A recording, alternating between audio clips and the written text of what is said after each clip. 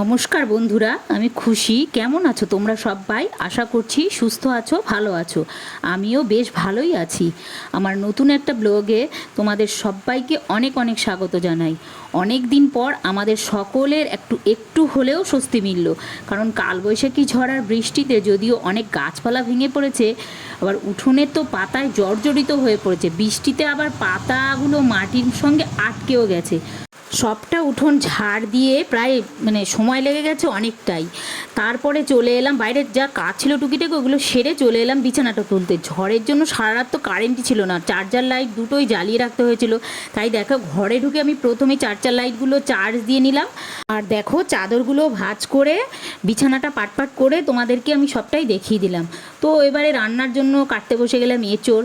এবার এঁচোড় কাটতে গিয়ে প্রথমে বোটাটা কাটতেই দেখছো কেমন কষ বেরোচ্ছে। কিছুক্ষণ কষটা ফেলে মাছ বরাবর কাটতে গিয়ে আমি হিমশিম খেয়ে গেলাম, বটিতে কিছুতে কাটতেই পারছি না। তারপর প্রেশার দিয়ে দিয়ে কেটে ছোট ছোট পিস করে জলে ডুবিয়ে রাখলাম। চলো দেখো, আজ কিন্তু তোমাদের আমি আমার ছেলের ঘরটা দেখাচ্ছি। সকালবেলা একসঙ্গে কখনোই ছেলের ঘরের বিছানাটা তোলা হয় না। রান্নার ফাঁকে ছেলে যখন বাইরে যায় তখনই বিছানাটা তুলে নিই। দেখো এখন কেমন বিছানাটা গুছিয়ে নিলাম। আর খাটের পার্শ্বিতে যে কাগজগুলো তোমরা লাগানো দেখতে পাচ্ছ, ওগুলো কিন্তু ছেলের দরকারি কিছু কাগজ। ওর ইচ্ছা, তাই ও ওখানে লাগাবে, বারণ করলেও শুনবে না। আর পড়ার টেবিল, বইপত্র, ড্রেসিং টেবিল সব কিছু ঝেড়ে মুছে গুছিয়ে নিয়েছি। আর ওর ঘরটাও গোছানো কেমন হয়েছে তোমরা কিন্তু কমেন্টে জানিও। তোমরা হয়তো ভাবছো যে আমি ওর ঘরটা গোছানো দেখাচ্ছি, কিন্তু ওকে কেন দেখাচ্ছি না ভিডিওতে? আমার ভিডিওতে ও আসেই না বলতে গেলে।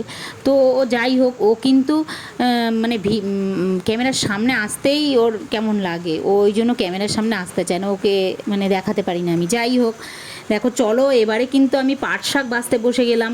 এই পাট শাক বেছে নিয়ে ছেলের জন্য পাট পাতার বড়া আর আমাদের শাক, এই দুই রকম পদে রান্না করতে হয়েছিল। কিন্তু ও পাট শাকের বড়া হলে আর কিছুই ওর লাগে না, এত পছন্দ যে ডাল আর বড়া দিয়েই সেই ভাত খেয়ে নেয়।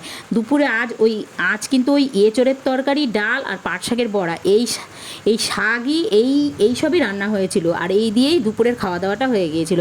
বেশ অনেকক্ষণ বাদে আবার তোমাদের সাথে আমি দেখা করতে চলে এলাম। অন্ধকার হয়ে গেছে, রাত প্রায় 9টা বাজে। আর বাবা যে কদিন আছে সে কদিন কিন্তু আমরা বাবার সাথে রুটি খাচ্ছি, তা না হলে কিন্তু আমরা ভাতই খাই। তাই সেই জন্য দেখো আটাটাও বেশ পরিমাণে নিয়ে ভালো করে মেখে ঢেকে পরে একটা একটা করে রুটি বানিয়ে হটপটে রেখে দিলাম।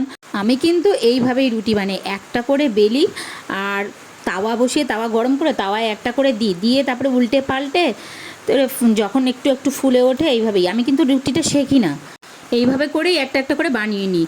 আর দেখো আমার মতো করে কি তোমরাও বানাও? কমেন্ট করো তো প্লিজ।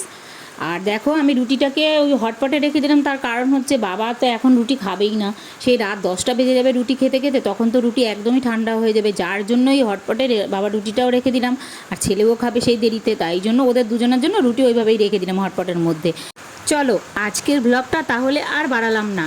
কাল আবার নতুন একটা দিন আর নতুন একটা ভিডিও নিয়ে তোমাদের সামনে হাজির হব। সবাই সুস্থ থেকো, ভালো থেকো আর অলওয়েজ হ্যাপি থেকো।